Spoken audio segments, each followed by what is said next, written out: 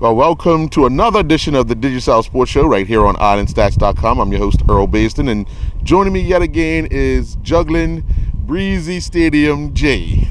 Why? Well, we had to explain this. We had to explain shift, why we're here today. Please. We had to shift location. We're in between two press conferences, and you're in a hurry to do something later. Yes, that so has to do with Breeze. Well, yeah. But you won't be controlling the 500-600 mile an hour you begin. No. But you'll be sitting back relaxing. Much needed and well-deserved rest coming up. Yes, sir. But Jay, we've had a weekend full of sporting entertainment. We had Flora Duffy winning the Island House Triathlon in Bahamas. I want you doing some junk canoe down there. Well, we'll get a chance to ask her. We had James Stout winning the world's I still ain't figured out this rackets thing. Just watch the video, man. It's a longer room. It's a different bowl, different scoring system, It's different. Yeah. We get badminton with a twist. Badminton and squash with a twist. Yeah. We had earlier today, Work Academy unveiled the Flora Duffy we heard about it coming down the pipeline. We'll get details on that. We've also had a local official be named to the FIFA referee assistant list for 2018. Yep. We'll get an interview with that young man. I want you to explain what that's going to entail. Okay. When that comes. Yeah. And we finally get an update on the World Triathlon Series that would take place in Bermuda at the end of April. I've been waiting. We had that press conference earlier today as well. But also, Jay is smiling. He was up by 1 with this week's football picks. But we're going to get to all of this after this message from our sponsor. We're going to start off with Flora Duffy. Yes. She this year has had a remarkable year, finishing every race she entered in first, with the exception of one. So it's not every race. Almost every race. Almost every race. Well, I said with the exception of one. Yeah, that sounds right. The Island House Triathlon is a unique event because it's on the first day they do 2 events. One consists of a 10-leg run, swim, ride, run, swim, ride, run, swim, ride. The second one is a sprint, and then the third day they get up and do it all over again in a Olympic distance. She was able to have a 14-second lead after the first day, maintained it, and ran away from the field the second day. She has been a remarkable performer this year in the world of triathlon as well as Xterra. She has laid claim to her world title. And I can't see why she will not be named Triathlete of the Year, Women's Triathlete of the Year. That's worldwide. Yeah. And we'll already say it that she'll be the Female Athlete of the Year for Bermuda. Well, that was given to that a couple of months ago. No, what's really remarkable, Earl, is that she's excelling in every discipline there is in triathlon. Yep. You know, once upon a time, one of her weaknesses was swimming. And she's improved so much in her swim, but her riding. I mean, the exterior helped her to with her road riding. I mean, so many different disciplines she's excelled in, and now you can see that she's on the top of the world. I mean, it's one. I keep saying this is not local. This is the world. It's like against me. The magazines, the World Triathlon magazine. She's on covers of those. She's got profiles in there. And that's the thing that, that's like, and I'll put it into your terms, and when you used to play football. But you excelling in every position on the field. Yeah. Some player might just be a good center half, but a dumb striker, or vice versa. Yeah. But every position on the field, she's excelling. Yeah. Well, she was rewarded locally earlier today at her old alma mater of Work Academy. Let's get the pool being inducted under the name of Flora Duffy.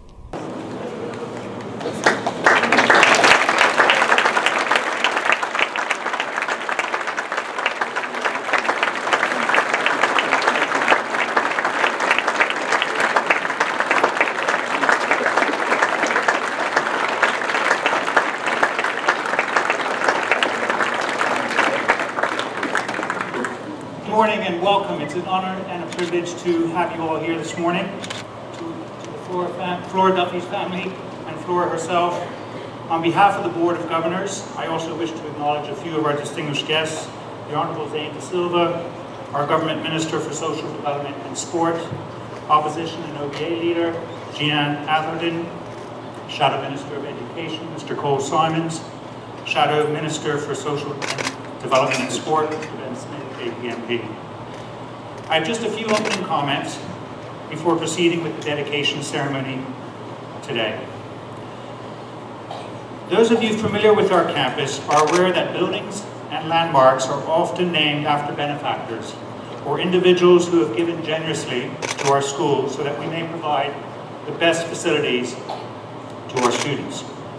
We are indeed very grateful to everyone who supports our school, whether it be through time or donations, so that each student has the best tools to learn and excel. Today, however, marks a unique opportunity in that we want to honor a former student who has reached the pinnacle of achievement in the world of triathlons because we can directly trace her beginnings back to this very location. Today we celebrate a Bermudian that inspires greatness through hard work, many sacrifices, and a passion to pursue a dream to one day stand on top of the world. Those following Flora's accomplishments will know that she's been on top of that mountain several times recently. We know the world can be fiercely competitive, so the message to all of you is that whether it's in business, sports, politics, or whatever you're calling, nothing stands in the way of sheer determination, support from family and friends, and an adventurous spirit to continuously learn and grow. These, I believe, are the ingredients that form the foundation of success, and Flora Duffy represents that no matter how young you may feel while swimming in the lanes of this pool or running the tracks of our fields behind me, everyone begins their journey somewhere. We are truly grateful that we have another champion who once studied here, who was well on her way to becoming a sporting legend. Good morning, Flora, Dan, the Duffy family, my guests, staff, students, the class of 2004, and friends of Flora. Here we are on a most special day in our school's very long history. It's not often that we get the opportunity to dedicate a part of the school to one of our own and one who's achieved so much. I can think of no better role model than Flora to dedicate this swimming facility after. We talk about inspiration at Warwick Academy, we talk about resilience at Warwick Academy, and you are without a doubt an example of both. For our students seated here today, the reality is that Flora walked these halls, took lessons in these classrooms, swam in this pool, and ran around the fields that you play on. And I think knowing that should ignite so many possibilities for you. Flora attended Warwick Academy from 1999 until she graduated in 2004.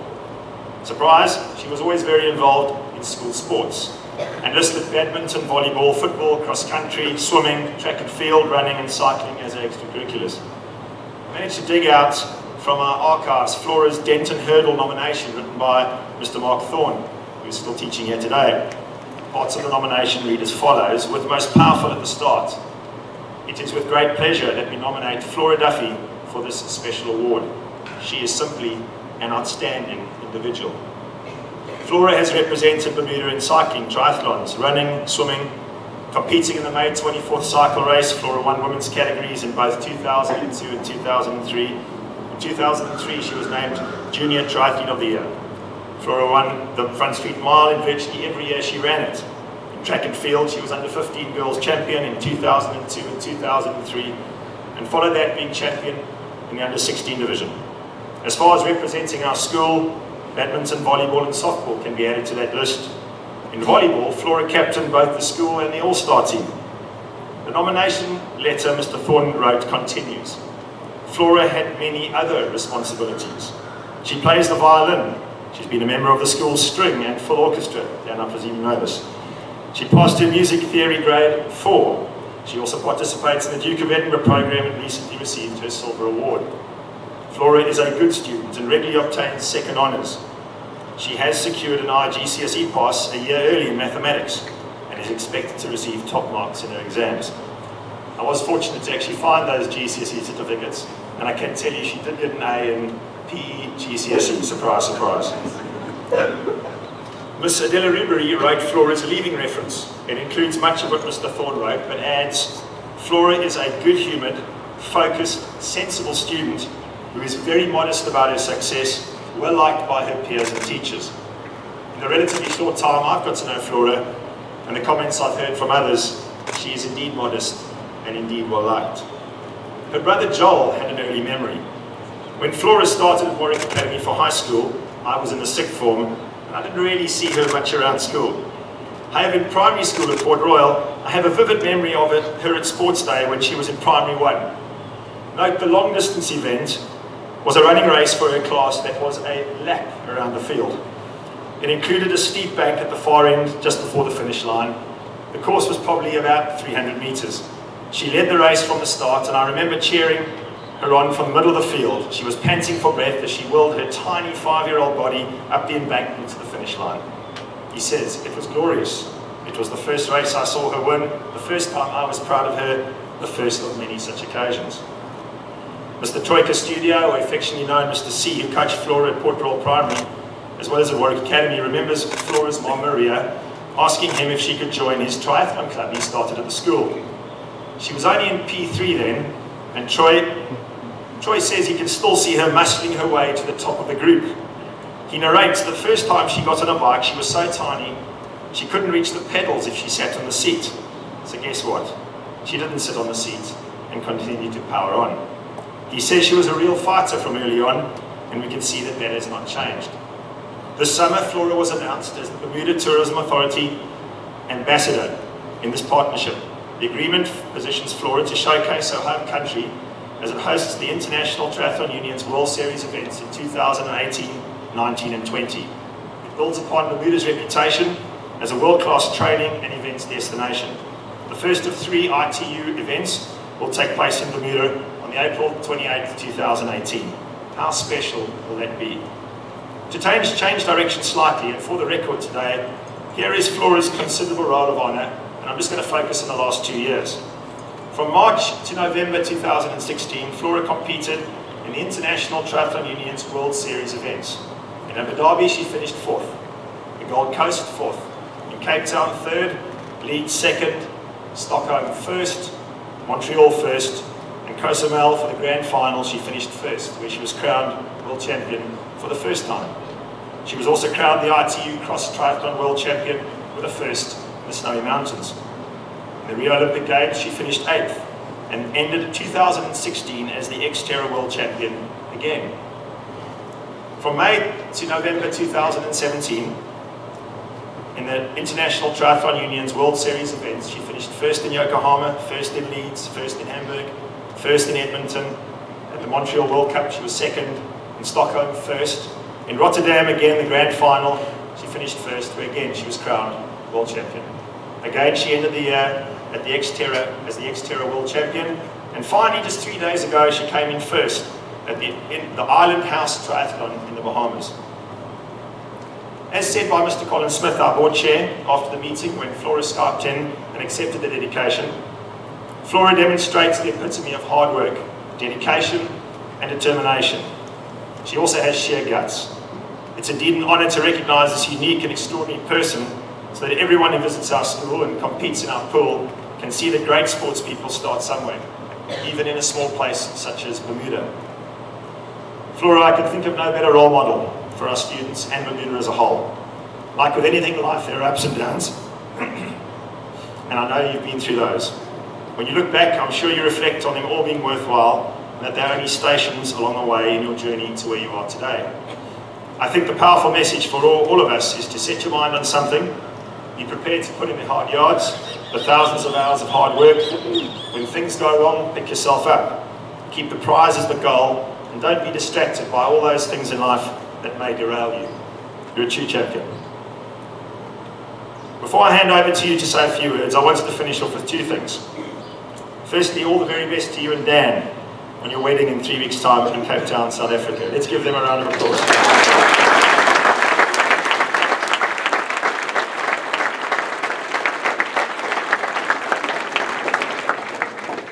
And finally, we've been made aware that the topic of school prefectship often comes up in the Duffy household, in particular amongst your brothers. I believe they say something like, Flora, you can win as many world champions as you like, but you haven't got a prefect's badge. Well, just to make sure this friendly banter continues, we wanted to award you today with that badge. But you all note it actually says senior prefect, not just prefect. So please take good note of that. Flora, I invite you to collect this badge and to say a few words, after which we'll unveil the board on the left-hand side there, recognising the dedication of this facility after you. For all our guests, please make your way to the staff room after the event and join us for some tea and coffee. Thank you so much for listening. Over to you, Flora.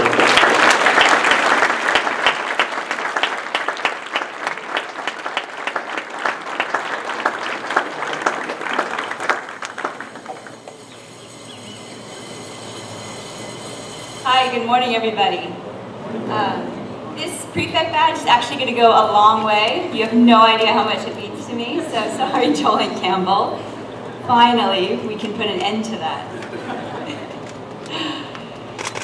Well, so just after I won my first overseas triathlon, which would make me probably about 9, my parents asked me what my goals were. I said I'm going to compete in the Olympics and become a world champion. They laughed and replied, "Oh, is that all?" I said, "No, I also am going to have a swimming facility named after me. So thanks, Work Academy, for completing my wish list." I'm just kidding. So students, that leads neatly into achieving goals. I'm not going to go on about working hard, doing your best, listening to the right people, and ignoring the wrong ones, etc., because it's obvious. It's up to you. You know the difference between what's right and what's wrong for you. It's also up to yourself. It's also up to you to give yourself the best chance of achieving your goals. And who knows, one day you may also have a swimming facility named after you. Just not this one. My long racing season finally came to an end 3 days ago in the Bahamas. I won 9 races and was second in the other one. So things went quite well. On Wednesday, I'm off to South Africa, where in December I'll be marrying Dan, as mentioned. What a fabulous year. They say school days are the best of your life, but sorry, Mr. Horn, I'm not so sure about that. When Work Academy first approached me, they asked my permission to name the facility after me. They asked my permission. It's such a cool way to go about it, and I was so touched and humbled in a really weird way. So thanks, Work Academy, you've made me so proud. And finally, as I look around at the familiar faces, I want to take an advantage of the opportunity I rarely get. Thanks for coming today, but more than that, thanks for everything along the way. I couldn't have done it without you. Thank you.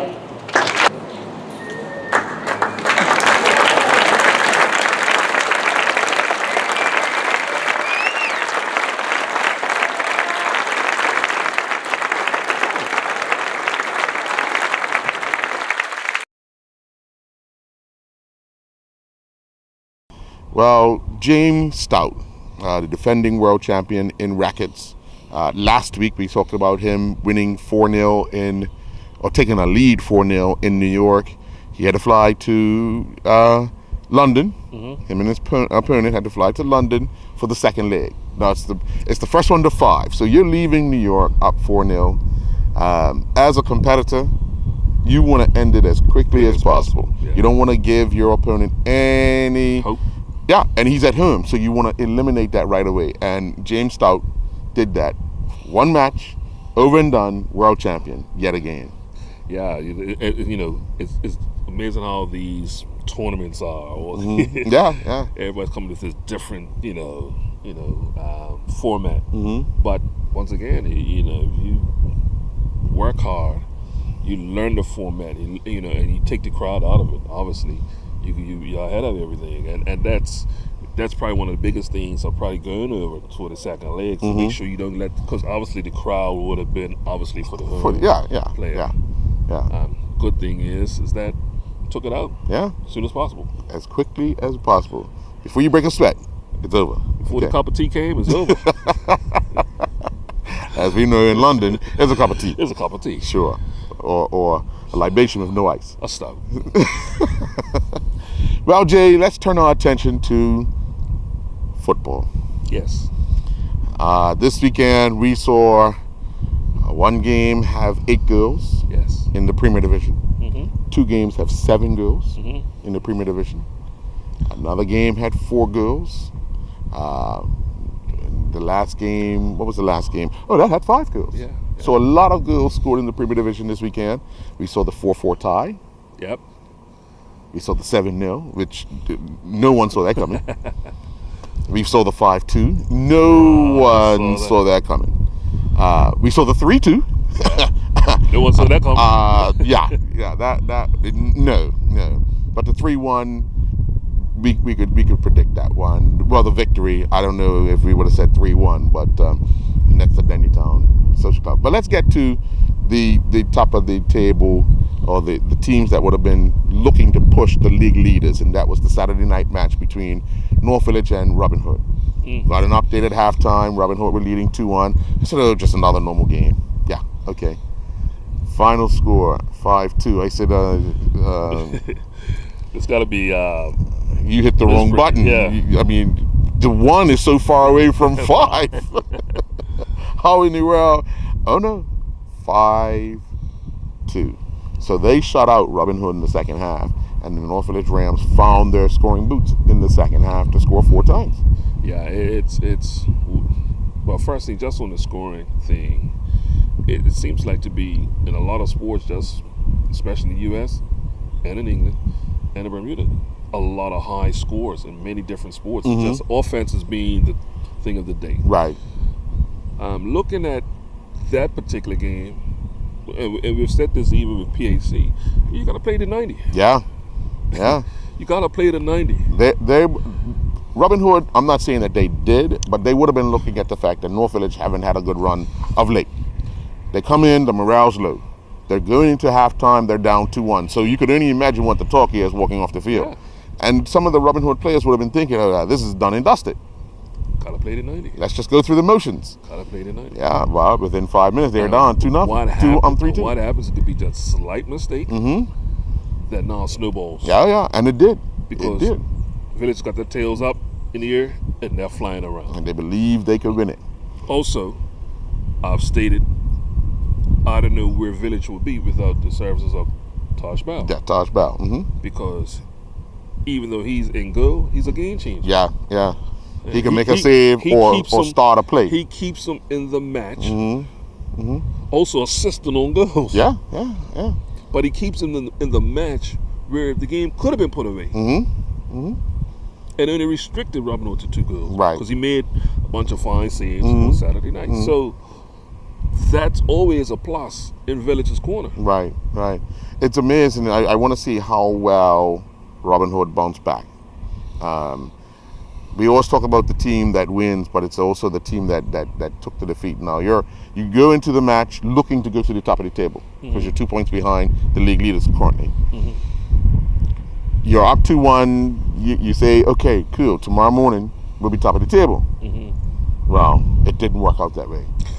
What's more concerning for me, and I said not concerned, not panic, but concerning for me, and I mentioned it a couple of weeks ago, was the lack of depth that Robin Hood had. You see now, player coach, because it's been the coach, now it's player coach, having to come on the field, and only having a sub or 2 left on the bench. That's concerning. Yeah. Because we know the depth that PAC have. Yeah. So to get to that point, and then you got these string of games that are coming up over the season. It's gonna be a task, but hopefully, we can see how they bounce back. Yeah. Well, then did you see 7 at PHC Didn't Stadium. see 7. Uh, Did not see 7. I guess neither did Boulevard. No. But you know what, Earl? I'll be honest with you. When I saw the lineup of Boulevard's team, I saw high school. I saw high school. They're missing a few very influential players, and they really haven't found that scoring boots since Ian Coke left. Right. Dion Taylor, we would have expected him to step up a bit and take on the scoring a bit, because Tevins Douglas, another one you would have expected to take the leadership role and put some balls away. Right. But we haven't called those names. Yeah. Well, they've come off an emotional win, beating Dandytown, down at St. David's, 3-2. You would have thought that would have been an inspiration for them. I know what problems they're having as far as they're not able to train as regularly as they want to due to the fact that they don't have a facility that they have lights. So that's hampering them a little bit. But they've got to find ways how to overcome that. And, and that's going to take a group effort amongst the team. And this is not the first time they've been through this. And it won't be the last time. But they have to collectively figure out what they can do. If that means guys sacrificing and half a group go 6 o'clock in the morning, half group go, but you got to put in, you know what I mean? You got to put in the time. It's hard because it's a community effort. Yeah. And it's not just the players, it's a community effort. And, having been a part of that program many years ago, the challenges. I said a couple of on those years. But the challenges that they had for the years, bouncing between the desert, they used to call it back in the day, and now Victor Scott School, just trying to have a facility that they can call their own. Right. They really have never really had a facility to call their own. But also the economic standpoint, how to even generate money. Right. To even get to that point. Yeah, that's what's going to be a challenge at one point, and if you remember a few years ago, we're going back probably about 5-6 years ago, there was some talk between them and Social Club. Yes. Renovating the old desert. That's now staying dormant. It's dormant. So that fell through. So, I mean, I don't know if that needs to be revisited, how that can make that happen, because if you look at it, both teams are still out of a home field they can call their own. Right. But that's once again, it's going to take the community. And I think, to be honest with you, I think it needs to happen sooner than later. Right. They'll probably need help from government. Right. But we've seen government assist teams. When you look at Dandytown, which used to be a government field. Right. White Hill. Still a white government field, which is still a government field. Yes. So I think, we probably have to lean on them and see what we can come up with. But something needs to happen, because it's frustrating. These players want to stay loyal. And we keep talking about, we want our players to stay loyal to our teams. They come up in the junior program. Right. You want them to stay loyal. But it's hard. Yeah. Because if you're trying to progress in the sport itself, you ain't got the facilities. No. And it's a struggle over and over and over again. How do you get a coach? Yeah. It's difficult. If he can, do what implement what he wants. How he? Yeah, because it's restricted due to the circumstances. Time. Yeah. Facilities. Yeah. Changing rooms. But what I'm saying, it's so many different things that can happen. So hopefully that. But in saying that, I just think there's going to be one of those teams that's going to be struggling to. I have no fear that they will not be in the relegation area. I think that's the clear of that. Okay. But I don't. It's going to be hard for them to talk about they're going to make the league next year, because they're inconsistent. And when I say inconsistent, you're going to look at teams like, because they're bunched in a group of themselves. Devonshire Cougars. One thing we know. We think Devonshire Cougars on the road. Next thing you know, Dandytown, and even Somerset. I even put Somerset in there because I think, we've all expected Somerset to pull out of the rock that they're in. And they're not. They're lumped in that group already. One victory, they're actually lumped in that group. Yeah. So it's but they have 2 bad games. You could probably change something. Yeah. Well, that was a game you got right. The first game we talked about, we both got wrong. Yeah. Another game we both got wrong was at BAA Field, where Crossroads would score, Flanagan's would score. Happened 4 times. Yeah. And the last time was in the 89th minute. Crossroads looked the better team early. Flanagan's playing second fiddle. We're happy to play second fiddle. They had a goal ruled offside in the 4th minute. From that kick, Crossroads went and scored. From the center off, Flanagan's went and scored. So it was back and forth all day, and both teams, we would have predicted. Well, I said before the game, it's either going to be a high-scoring game, or it's going to be no goals at all. I can't see both, because both teams have been giving up goals. Right. You know what I mean? So if the attackers put the ball on target, you can guarantee something's going in. Yeah. So said, so done. You know, when I left the game, I said, oh, this would end up 5-4. When I got it was 4-4. I said, well, that was close. But you had taken Flanagan's, the home team. Yeah. I had taken Crossroads. It was a draw, so we didn't get that. No, we didn't. But I'm pretty sure, as you saw, Keston Lewis is still the main cog. Oh yeah, without a doubt. He attracts all the attention, and the other players just need to do their job to put the ball away. Feed off of him. Yeah. Then we're gonna go up Somerset. We both got this one wrong. Did we? I remember the home team. No, you didn't. I'm sorry, I did. You remember the visitors. Hey, you said. No way. Until they.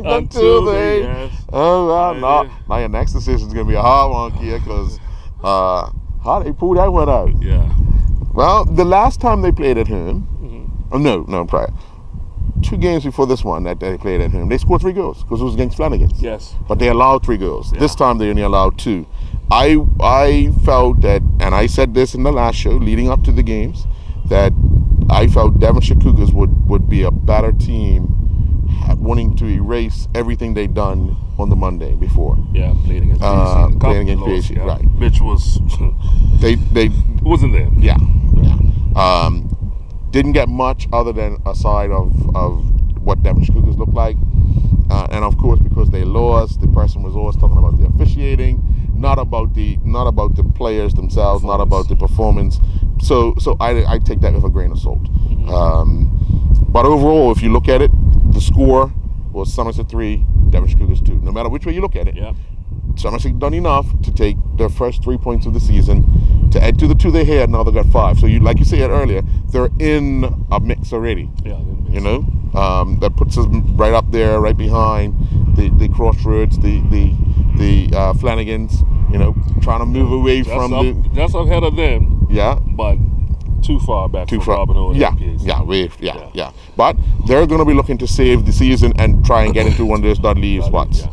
So that's going to be their goal from here on in. I can't see them trying to do anything else other than that. Interesting enough, one of the last statements I made on the last show was what would be the influx or the players from the late transfer.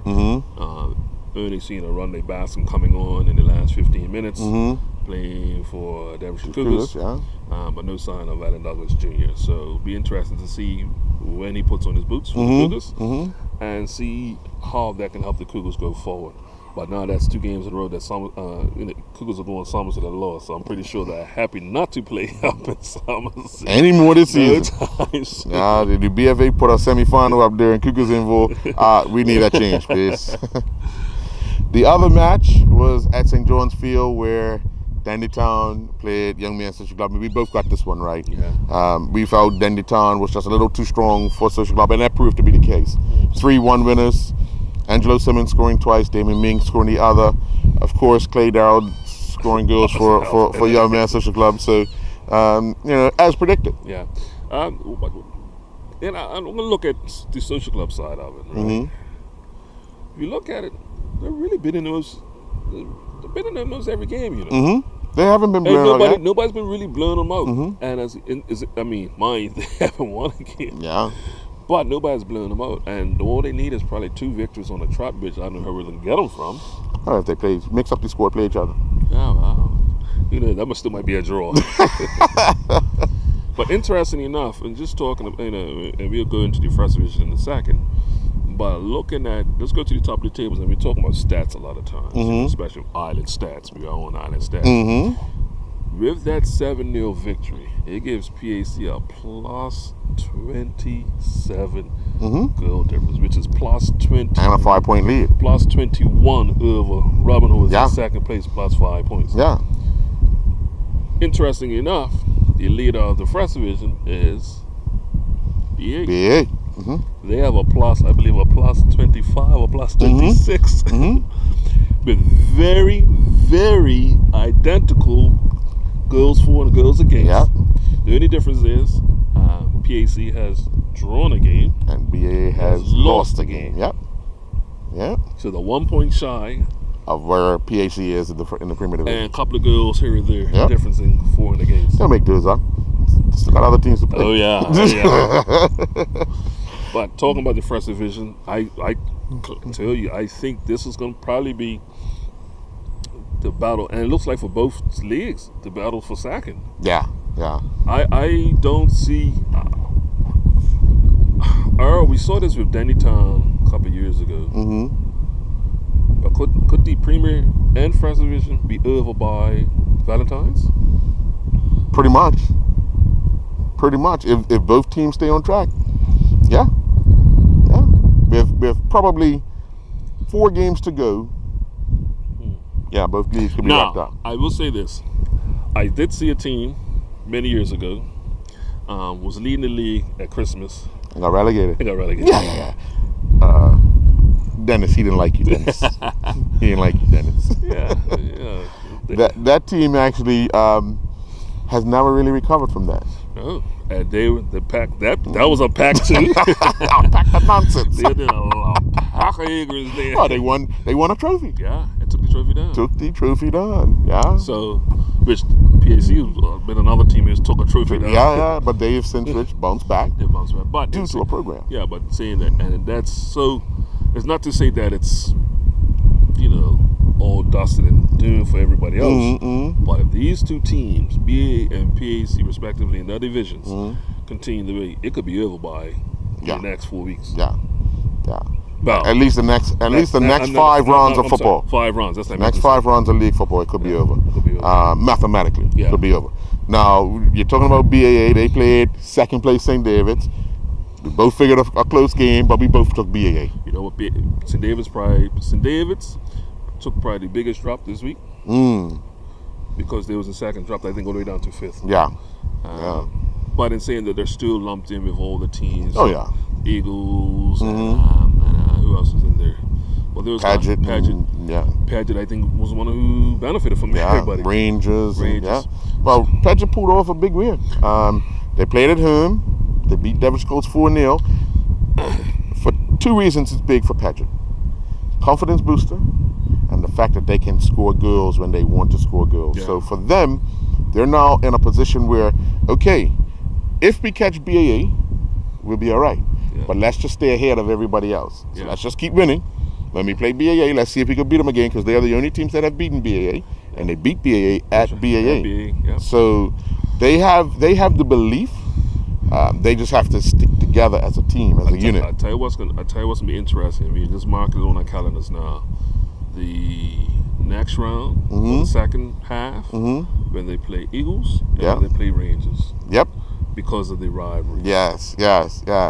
But for Paget's sake, they have to stay focused. Yes, and that's Don't let the emotion of the rivalry take over, and it derails your entire season. So easy to say that. Yeah, I know, but I mean, and I've said this before. That's how it used to be the week that we would play St. David's. Yeah. With the younger players, I used to tell them all the time, don't get caught up in that across the bridge talk. Yeah. We have to play on the field, and it's over, then we can do our talking. Yeah. But don't go, looking for those type of things that now you're almost obligated to try something because you made a bet with somebody that you got to rely on 10 other people to fulfill. I'll tell you, with Paget being where they are this year, their fan base will even grow even more. Oh yeah, without a doubt. Without a doubt. You remember when they went up the last time that happened? They came out of the woodworks. Yeah. Literally came out of the woodworks. Now, the unfortunate thing is, I know they would have wanted either Southampton Rangers and or Somerset Eagles to go up with them if they were to go up. Right. Those two teams are going to need some help in pulling back BAA. if one of those two teams are going to join, if Pedgerup Yeah, successful. and I mean, just fast forward, you would expect BA to pick up players if they went up. Oh yeah, without a You doubt. would expect Yeah, that. yeah. One thing also, another team I think benefited, it's hard to say benefit over the weekend, was Island Rangers. Oh yeah, picked up a 5-1 win over. They are off the bottom of the table. The first time in Very long time. a few seasons, Yeah. And not just in second on the bottom, third on the bottom. Third, yeah. But one game away, they'll be back. Well, you're always one game away. But yeah, it's going to be hard. I mean, But look at how in the parish right now they are struggling. All hands up. Rough. Yeah, they're struggling. They defaulted their game week before. Ran up to Malabar with a team. Lost 5-1. How do you keep that team together? It realistically. Well, I'll just tell you, Earl, realistically, let's bring up the kids. Yeah. Let's bring up the kids. Yeah. But again, we go back to there's a disconnect. It will be. Yeah. It will be. But that's gotta rely on it. Yeah. That's what you got. Well, you made a mayday call out for Keyshawn to come back. Would you still be calling? Of course. Okay. Of course. And I say that because that is the glue. We talk about the disconnect, but that's the bridge. Right. That's the bridge. Right. And he hasn't stopped coaching. No. Not at all. May have stopped coaching on a higher level, but it hasn't touched the youth level. He's still getting his knowledge. Right, he's still in touch with that. And I know if Keyshawn put his foot back in that ring, he'll be well supported by some other few ex-players. Oh yeah, without a doubt. And then we finish up with the one you got right and the one I got wrong. At Wellington Oval, Southampton Rangers won the Blue Party. They beat St. George's 1-0 with a penalty from Ezekiel Stoner. I was supposed to wear blue and white today, was I? No, it's not too right. Damn. It's all right. It's all good. Don't worry about it, brother. Don't worry about it. I'm black and blue today. Yeah, I know why you're black. Well, Jay, we're going to finish this football segment with a special announcement that just last night, the chairman of the Bermuda Football Association Referees Committee, Cranston Williams, on his Facebook page announced that Tashawn Simons has been put on the FIFA list for 2018 as a referee assistant. Something they've been working for since last year. It's something that the late Gregory Grimes was holding close to his heart to get someone on that list. He unfortunately passed last year, but the dream was kept alive, and the reward has been met with Tashawn earning the spot. Got a chance to speak to the young man earlier today because I'm excited for him. Let's get the interview with Tashawn Simons, FIFA referee. Well, Tashawn, the email, the phone call, it's been a long time, but when it came, what was your first reaction? First I was like, huh? And then Cranston said to me, yeah, they emailed me and said it was approved. So then after I hung up with him, I cried. I was like, it's about time. I waited a long time for this. Now, you've been officiating for a number of years, but when you started out, was this part of a plan, or were you just looking to stay involved in the game? Well, this was the plan. The plan was to get somebody on the list by 2018, and we done that. But for you yourself, when you came into officiating, again, was that your plan, or was that just, I want to stay involved in the game? Because you were still playing at the time. Yeah. At first I was just trying it, and then afterwards I saw the potential that I had, and everybody was telling me, then I was like, well, I'll try to go as far as I can, and then this is the result. You've been working hard along with Antoine Augustus. You've reached that finish line. Obviously, he has a little more to do, but how does this set you up for, obviously, the remainder of this season locally, but when you do get that call that you're going to be an assistant referee in a FIFA match? Well, for the rest of the season, I know the fans of all the local teams are going to be on me even more now. that I have received that phone call or the email. But it doesn't add any more pressure, obviously, until my first game. But right now we just wait for the punches to come in. Now, you've worked along with several people that have helped you along the way. If you had something to say to them, what would that be? I just want to say thank you to everybody who's been my support system, who's helped me get through those days where I don't feel like refereeing no more. From Kalisha to Lyndon, Cranston helped me a lot. He's always said, you need to go there and train. You have to do this. You have to do this. And I'm like, okay, I don't feel like it. But, Mr. Grimes was a big help, and he always said to me, you have to keep going and you have to get fit. I remember one day he said to me, yeah, you been training? I'm like, yeah, Mr. Grimes, I'm fit, man. I'm ready. It's like, yeah, you think you're fit. And that was an eye-opener to me when he was like, well, you're not fit. So, he's been there. Sabir's been helping us. Wade's been in my corner. Troy's been there helping out. He always was on my back. There's a lot of people that was the support system for why I received that email.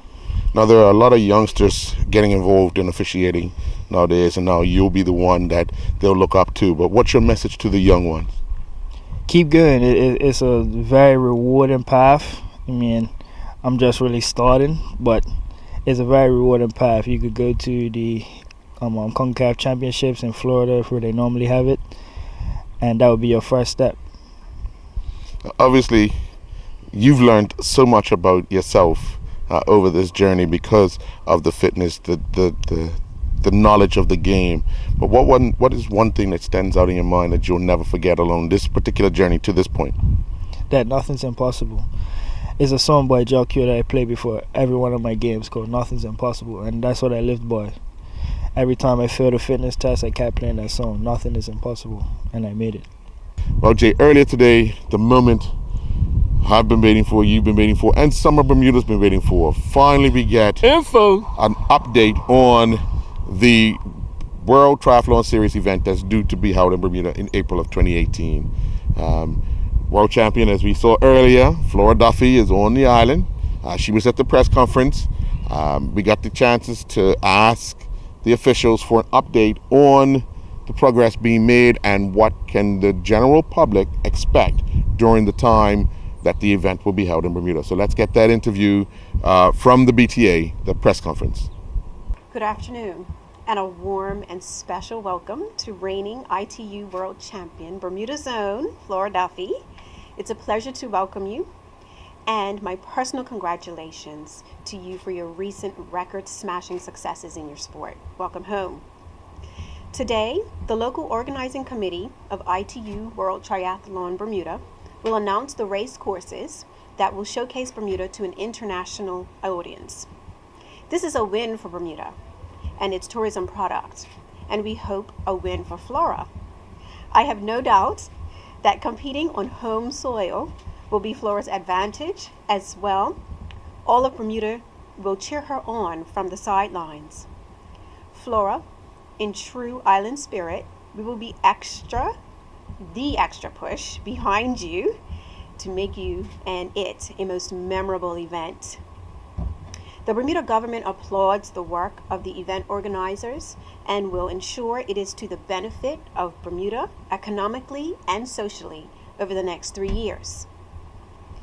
I now hand over to Pat Philip Vairn, the Bermuda Tourism Authority's Chief Product and Experiences Development Officer.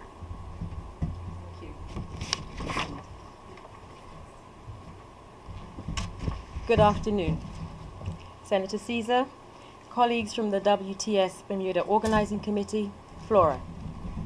It's a pleasure to participate in this announcement of a major milestone for the WTS Bermuda event. We're delighted to announce the race courses today, after receiving the multiple required levels of approval, locally and internationally, from parties including the Bermuda Police Service and the International Triathlon Union.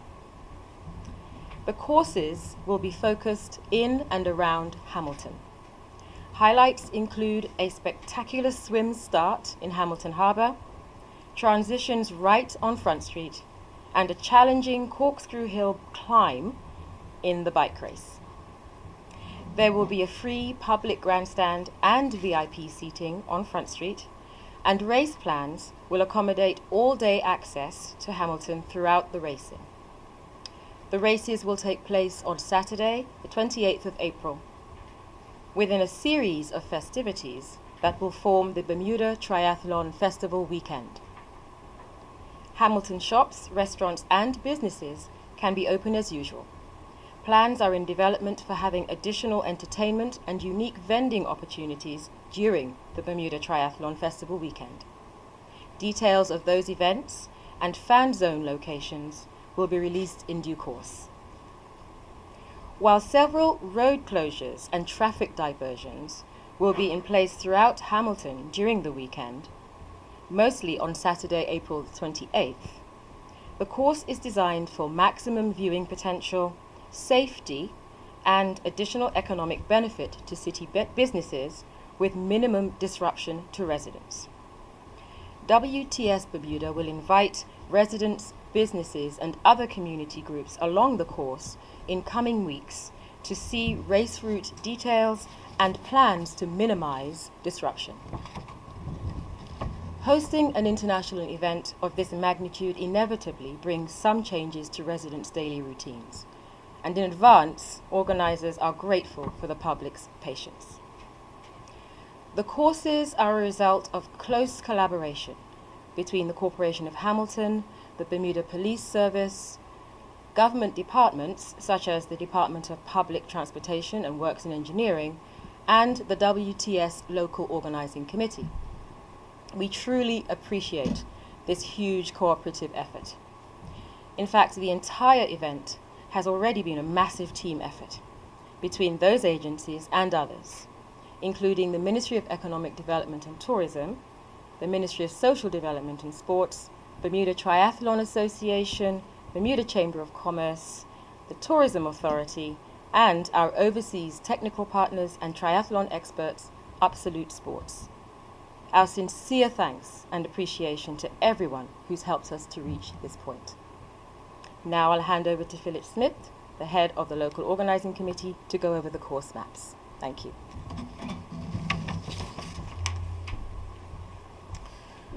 All right, good afternoon, everyone. So we've got the maps up here on the course, and we will also hand it out for distribution in detail. So there are two races that we will hold here. One is the elite race, so Flora and her colleagues, and the other one is an age group race which everybody is welcome to participate in, so we can have locals as well as international visitors racing here on the island. To go through the elite course first. The swim start, the order is swim, bike, run for triathlon. The swim start happens right behind the flagpole on Front Street. There will be two loops in the harbour, finishing right by the ferry terminal and by the birdcage. Athletes will come out and then run into the transition zone. The transition zone will be on car park number 1. That's where we will also have our venue. We will have effectively a mini stadium built with grandstands, free grandstands for everyone to spectate the events. Athletes will then come out off the water, transition into their bike shoes, jump onto their bikes, and start racing down Front Street all the way to Corkscrew Hill. And this we expect to be a signature aspect of the course. Athletes will race up Corkscrew Hill and then come back in Cavendish, Reed Street, onto Queen Street, back onto Pitts Bay, and U-turn just by Woodburn Avenue and come back through the stadium with that loop. This loop will be done 10 times for the elite athletes. So they will go up Corkscrew 10 times, and we expect Tour de France style atmosphere on the hill. Once they've completed the 10th lap, they'll come back into the venue, jump off their bikes into their run shoes, and go and start running along Front Street, very similar to what's known from the Front Street Mile, a really dynamic course on Front Street. The course runs up to just by Lane Hill, U-turns, comes back, and again by the flagpole, then goes up on Burnaby Street, turns into Reed Street, comes back on Queen, and again through the venue. So this is a 2.5K loop, which will be done 4 times to complete a 10K loop on the run.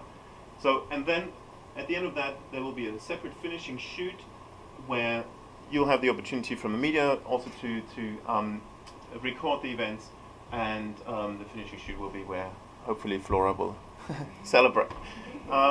So this event will be televised. This is the elite race. It will be broadcast in 160 countries around the world, and we expect great pictures to come from that. On the age group course, very similar, just extended on both sides for an extended bike course. So the swim, again, starts at the same point just by the flagpole in the harbour. We're doing just one single loop. Also on the bike courses, the loops are longer because we have so many athletes. We're expecting a lot of athletes to come and race, and we're starting them in waves. So the athletes will do one single large loop, 1,500 meter in the case of the Olympic standard distance, or half of that, 750 in the case of the sprint distance. So we're offering both of those race distances. Athletes again come out just by the birdcage, by the harbour here. However, since we have so many athletes, the transition zone actually is up by City Hall car park. So the athletes then run up Queen Street, get to their bikes at City Hall car park, jump onto their bikes, and then come out and come right back down on Queen Street. Then they will turn onto Front Street, follow what also is on the elite course, and then by Johnny Barnes Roundabout, they keep going round Pomander Road, Pomander Gay Tennis Club, the Dinghy Club, come back on Harbour Road. Then they go up Trimmingham Hill, U-turn just before the roundabout, come back down Trimmingham Hill, and then hopefully use as much of their speed as possible to make it up Corkscrew Hill, and then come back on Middle Road. Then they will come on Reed Street. They'll actually go up Burnaby, onto Church. There's enough space for the buses to continue to come out of the bus terminal, so all of those traffic flows stay open. And then they will go past the transition zone and then go through the other side of the course, on Serpentine Road, onto Pitts Bay Road, come back past the Hamilton Princess, onto Woodburn Avenue, past Robin Hood. So if you want to spectate from the terrace there, you can watch the racing, onto Bermudiana, go through the little cut, Parlerville Road, and back into the transition zone. This is a 10K loop to again accommodate the volume of athletes. And if you do the Olympic distance, you do this loop 4 times. If you do the sprint distance, you do this loop twice. And then at the end of the bike course, you jump off your bike at the age group transition at City Hall car park, and then the run starts coming down Queen Street, and then basically the same course except for the Burnaby Hill portion. So you run back all the way to Lane Hill, U-turn, and then come back, and then U-turn around the birdcage through the finish zone. So age group athletes will have the same venue, the same experience, that will all be blue carpeted, how it is well known from the WTS brand. And the finish will be also in the stadium in front of the TV cameras, and hopefully to a great celebration. This is the age group course. Now, to conclude, I think we would like to encourage anybody on the island who feels fit enough to race, but also anybody who would like to participate otherwise to volunteer for the event. So Flora will say a few words to encourage people to participate in that event.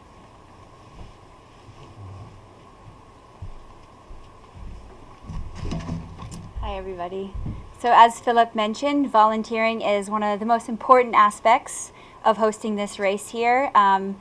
It takes a lot of effort to host an event like this, so I encourage everyone that is not racing to register online to be a volunteer. And to do that, you can go to trybermuda.com/volunteer. And it's a great way to be involved in the event. You know, you can work the registration, be in transition, be a course marshal. It's a unique way to interact with the athletes, to watch the race. And I personally know as an athlete, like, it's just super important. I'm so grateful for the people that come out to volunteer, because otherwise it wouldn't be possible for me to race in amazing locations around the world. And I'm really looking forward to racing around Hamilton, so I really encourage the public to come out volunteer so we can have a successful WTS Bermuda in April. Thank you. So that concludes the formal remarks. Are there any questions? Sure. Come on up. You've had a chance to see the course. Obviously, that was part of the negotiations and all. Does this suit your style?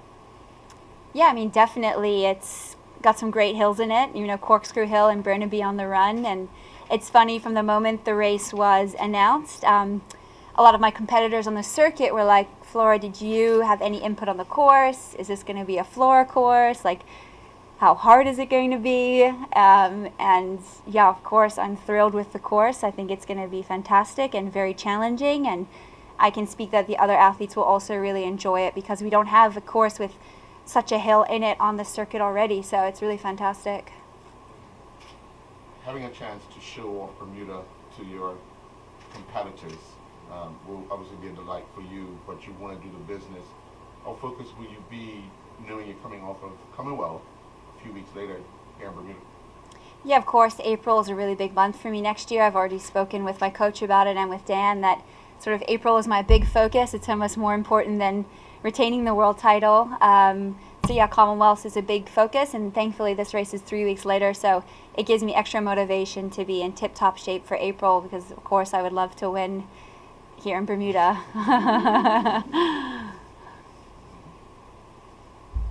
What about the hill, the Corkscrew Hill? Have you seen anything like that on the international circuit in terms of steepness and how challenging it is? No, so the only other hill that we've had a similar toughness would be in Rio last year at the Olympics. But to be honest, that hill was so steep, it sort of almost neutralized the race a bit because it was so hard to get up, whereas Corkscrew, I think, offers definitely the ability to really attack it and get away and break the field up, and with the switchbacks as well, that adds another element, and also the fact that we'll be coming into the climb quite slow because of the U-turn at the bottom of the hill. So with all those different elements, it's going to be really cool, and unlike any other little climb that we have on the circuit. What about the support you're going to be getting? Do you feel that extra pressure, or do you thrive on that extra expectation? Because you're at home, against Yeah, I mean, I've always wanted to race at home in a big event like this, and I've always envied those that have had hometown races. Obviously, now that it's real, you have a few different emotions and realize there's a little bit more pressure added to you. But at the same time, I'm now a two-time ITU world champion, so kind of wherever I go, I have to deal with a lot of pressure. So I'm trying to get used to it, and I think the more confidence that I gain, the better I deal with pressure. And so it's just, it's an important step in my career, and extra pressure, it's just part of the game.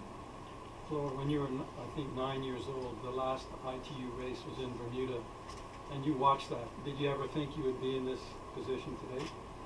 No, so of course I grew up watching the World Cup that was here in the 90s, and that is what inspired me to be a professional athlete, be a professional triathlete. And no, I never thought I would get the opportunity to race on Front Street as a professional. Obviously, I've done the Front Street Mile and whatnot as a kid, so that's pretty special for it to come full circle from being a little kid watching it, aspiring to be a professional triathlete, and now to race on the home streets as a world champion is very cool. How challenging was last weekend? Last weekend, racing the Island House event, it was quite challenging because it was 3 races in 2 days, and also this time of the year, your form fitness isn't quite at the top where it was perhaps in September, but at the same time, it's a lot of fun and so unique and different that you kind of just go with the flow. And I guess there's quite a large incentive to really push because of the good prize purse. But that was a fun event, so but I'm glad it's over. Congratulations. Thank you. Phil.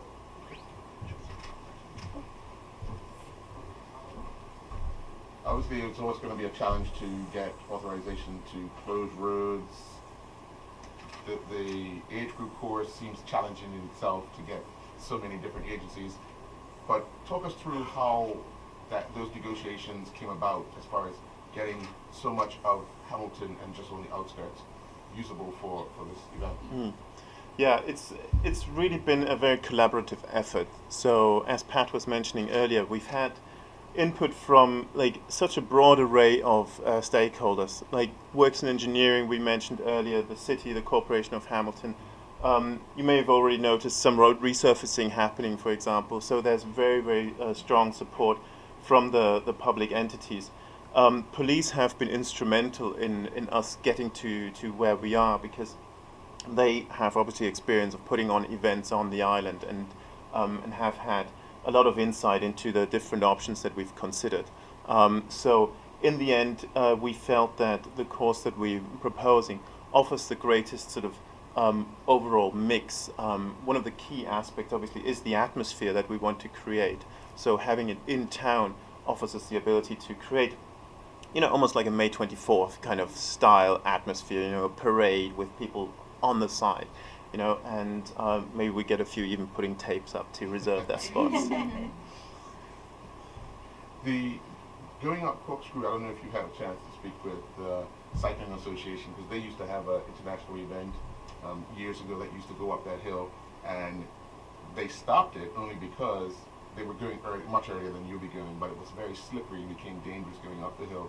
Was that anything talked about as far as the bikes going up the hill, and the terrain actually gets a little slippery? Yeah, so we definitely have road sweeping scheduled already. Again, one of those collaborative efforts to make sure that is in pristine order. We're looking at resurfacing even Corkscrew Hill as well. And certainly we've worked very closely with the ITU, the international governing body already. The technical officials, the head technical official globally has been here, and the sort of expert for road and course design have been here. And we've gone through with like the fine-tooth comb and really went through each of the little cracks in the road and marked them for improvement. So we hope that the course will be in pristine order. And again, it's a collaborative effort that's led us to where we are now. It was a few months ago that they were here, and we saw you in talks with Yes. them. So that they go away and they come back with reports, and you have to. Were they happy with what they saw? Yes. Yeah. Again, they gave input into it all, so it's not that we like throwing this top down to them, because it's a two-way street, and obviously there's a lot of experience on the ITU side as well with the racing that happens around the world. So we're really benefiting from that as well.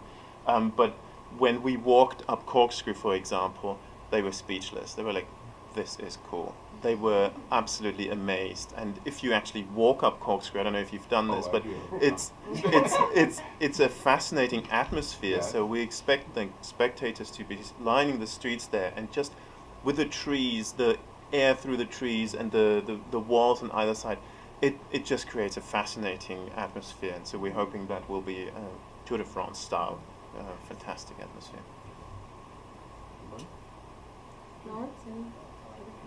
What time are you talking about starting? What's the time of the day? Did you mention that earlier? Yes, so the age group race starts very early in the morning.